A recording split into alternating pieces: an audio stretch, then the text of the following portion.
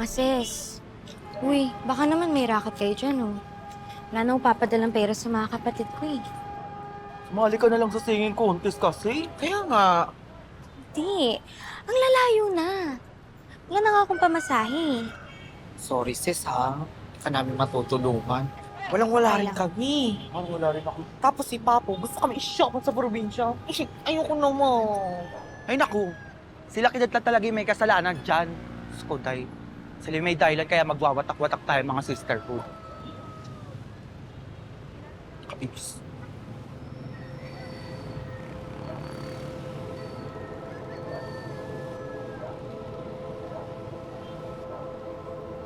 Yan ang ginagawa mo dyan. Kaya nga.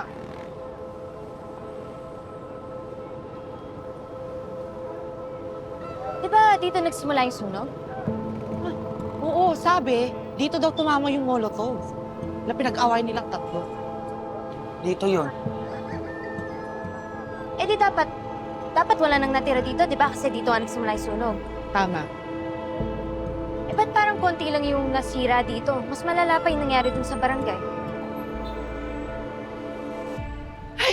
Ay, alam niyo ba? Nung gabi nung sunog, may nakita kong boys, tumatakbo, nagmamadali. Tapos after nun, may sumigaw ng sunog. Walang tunay na tubong sityo liwanag ang sisira sa lupang ito. Kaya't hindi yung tatlong may gawa ng sunog.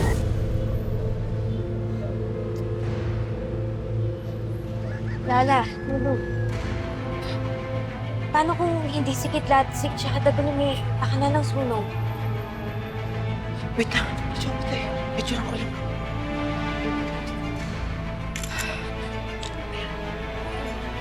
Ayan. Buong-buo pa to. Hindi siya natupo. Ba! Gising na ang tatlong prinsesa! Ha, kala nyo makakalusot kayo sa akin, ha? Ano mas kayo mo, eh? Baka kung kani-kanino kayo nakikipagkingkingan, ha? Lala, Lulu? Ay, hindi po, Papu. Mga matimtim ng berhel lang po kami dito. Wala pong ganun, Papa. Dapat lang. Dahil dadaan sa kamao ko lahat ng manliligaw ninyo. Hindi nyo dapat inaasikaso yung ganyan. Dapat pag-aaral pala. Yun muna. Pati ikaw kasama ka, ha? Kailangan naman, eh. Makaangat naman tayo ng konti, makaligtas tayo sa nangyari sa ating trahedya. Makabawi tayo. Sorry po, Mang Paul, ah. Pero tungkol po dun sa trahedya na nabanggit nyo, sa totoo po kasi nagpasama po ako kina Lala at Lulok. Naghanap po kami ng mga ebidensya. Anong ebidensya? Ah, Ima, mukhang tama ho kayo eh. Ayan o, tingnan niyo po to. Mas grabe po yung damage dun sa barangay kaysa po dun sa outpost na kung saan po dapat nagsimula yung sunog. Tapos may nakita kong taong umaaligid sa barangay ng gabing yun. Ay, kaya na talaga. Nako, sinasabi ko na nga ba eh. Maluloko mga yun, pero mabubuti silang bata. Teka lang muna, Ima. Eh kasi kumpara dun sa naka-witness sa nangyari, eh maliit na bagay yan. Pero Mang Paul, Ima, hindi rin din po kasi nakita ng mga witness yung buong pangyayari. Bali, umalis po sila kaagad para kumuha ng tubig, tapos hindi na po nakabalik agad. Tama sila.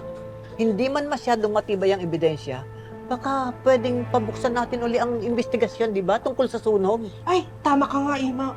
Kasi kawawa naman si Nakidlat. Tapos ang dami pang galit sa kanila. Tapos, fake news naman pala. Pwede na nga, di ba? Papalig pa ako. Dami nating sinabing masasakit na salita kina Kidlat. Sa tingin ko dapat mag-sorry tayo.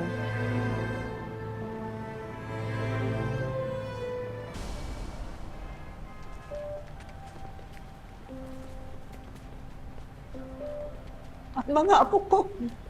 Ang mga apo ko.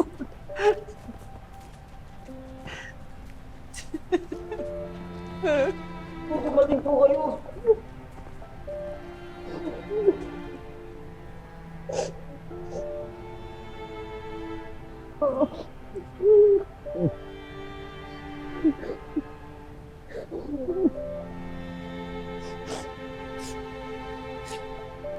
Sino to?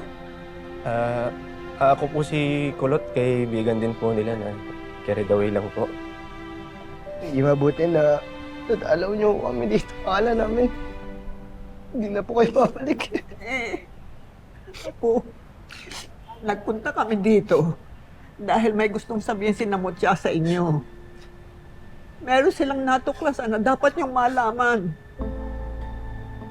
May nakita kasi kami dun sa site na kung saan kayo nag-away. Hindi pa confirm ba, pero malaki yung posibilidad na wala kayong kasalanan sa pagkasunog ng Rinis. Ano? Sorry inaamin ko isa ko sa mga unang nag-judge sa inyo. Hindi nyo deserve yung mga pananakit sa inyo ng mga taga-Riles. Sorry. Sorry din sa mga nasabi ko, Hindi na ako naniniwala na may kasalanan kayo sa pagkamatay ni Apo Kano, Ate Maying, at saka ni Mang Lando. Kidlat, Dagul, Sig. Mga inosente kayo.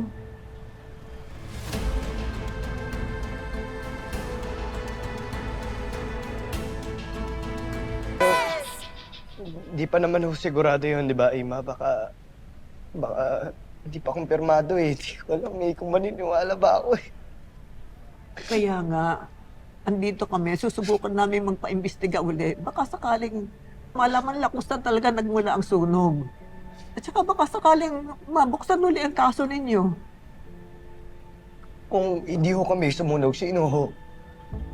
Tol, pero hindi kayo nagtataka. Umalis lang tayo bigla tapos ang bilis kumalat na sunog. Please, nakarating agad sa barangay, layo ng outpost. Yun na nga eh. Panigurado may ibang source ng sunog tapos sino pumalat sa buong barangay. Sino bang unang makikinabang kapag nasunog yung community niyo? Ang mga Victor. RD Realty. Hindi ito ang first time nangyayari sa mga projects nila. May mga na-research ako tungkol sa RV Realty. May mga nagreklamo, tapos biglaan na lang umaalis sa lugar nila, tapos wala nang balita. Marami silang tactics para makuha yung gusto nila. Sino ba talaga ang batang ito? Bakit ang daming alam sa mga Victor? Sa RB Realty rin ho nagtatrabaho yung magulang niya, Ima. Kasama kong namatay ni Papa yung mga magulang niya sa aksidente. Ang liit ng mundo, no? Naniniwala ho siya na ang mga Victor ang may pakana ng pagkamatay ng mga magulang namin. Ang mga Victor din ang may kasalanan ng sunog. Ibig sabihin silang pumatay kay Apo Kano? Sa tatay mo? Sa nanay ko? Bago kayo magalit sa kanila, kailangan patunayan niyo muna ang akusasyon ninyo sa kanila. Mabigat na akusasyon niya laban sa mga Victor. Alam ko po, pero wala naman po akong magagawa habang nandito eh. At sa ngayon, kumikilos na rin po yung RV Realty para kunin yung lupa sa mga taga-Riles. Kung buhay pa sana si Mama, hindi niya hayaan mangyari ito, Ima eh. May plano kami nila Namutya. May paraan kami para pigilan sila. Titingnan namin kung ano yung magagawa namin para mabuksan ulit yung kaso nyo. Pero hindi kami nangangako Pero gagawin namin ang lahat para matulungan kayo.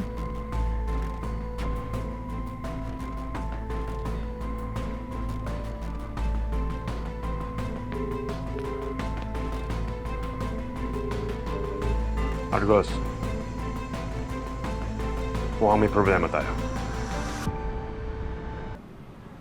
Oh, hoy, basta siguraduhin nyo lang, ha? Hindi kayo makakasuhan sa gagawin nyo. Oo naman, Papu. Ayoko kaya mauwi sa Boys Town. Yung face card ko, hindi po bagay doon. Ano ba? Pero kung kasama ko naman si Kidlat, why not? Si Bato. No! Nandi! Char lang po, Papo. Ano na?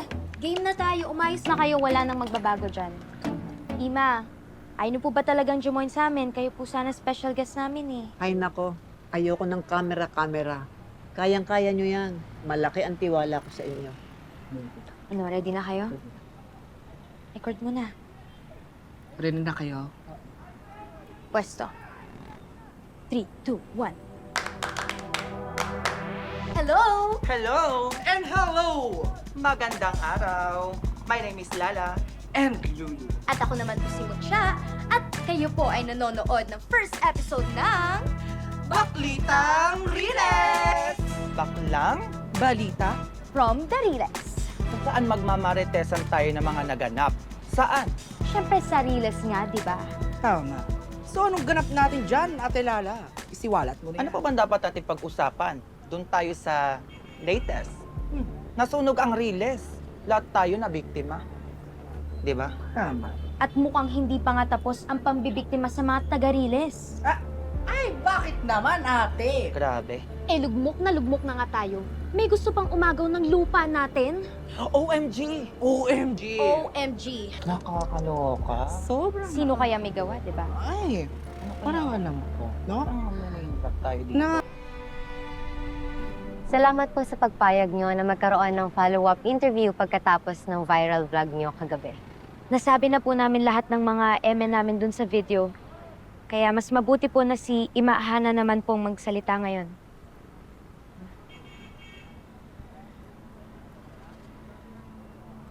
Nauna pa kami sa Riles.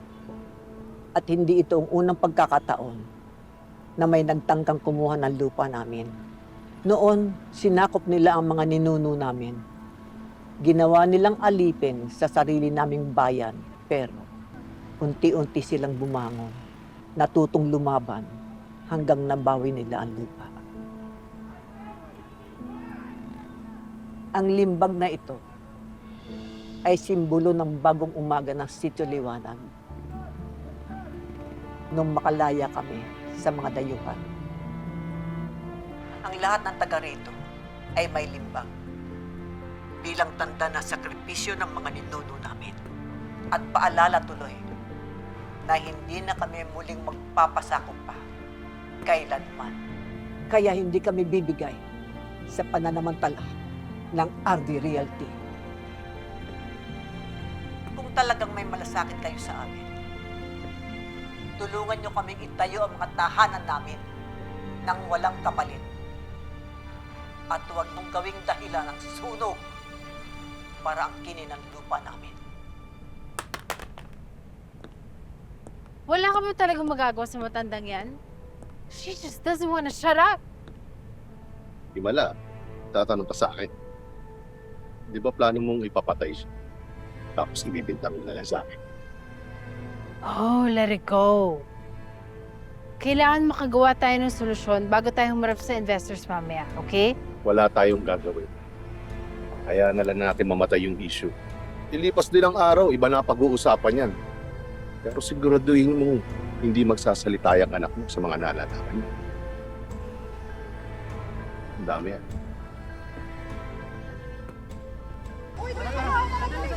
Dala kayo! Oh my God! Sir, kailangan namin statement. Parisin na sila! Parisin na sila dito! Tabi! Sir, may mga comment Sige ng na, netizen. iatas mo na. Pero kung ulo Siguraduhin mo lang wala kinabang sa masasaktan. pagkasunog ng Riles, ano pong masasabi nyo? Sir, totoo ba may pakanaan? Atras! Sa Riles! Matalo nyo sakya, matalo nyo! Kayo raw ang unang maikinabang sa pagkasunog ng Riles. Ano pong gusto nyo sabihin? Sir! Sir, ano pong masasabi nyo? Atras! Patalo nyo!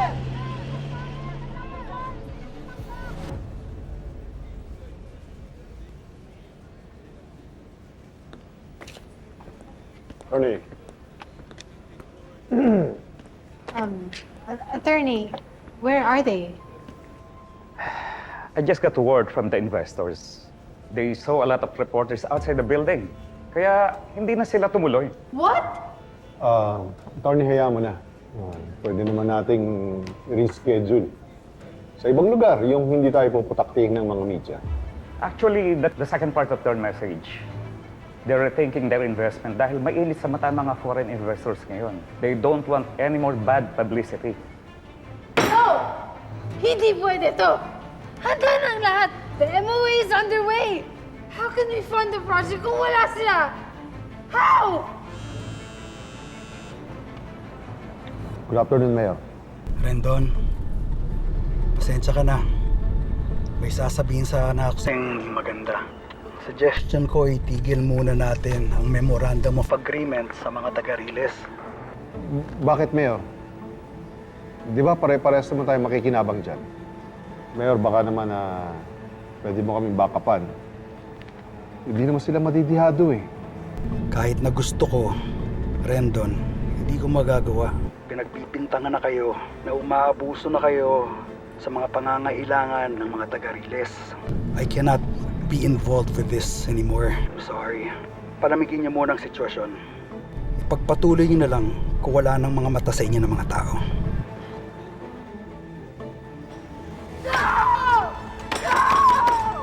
This can't be happening! Do something about it! Do something, Rendon!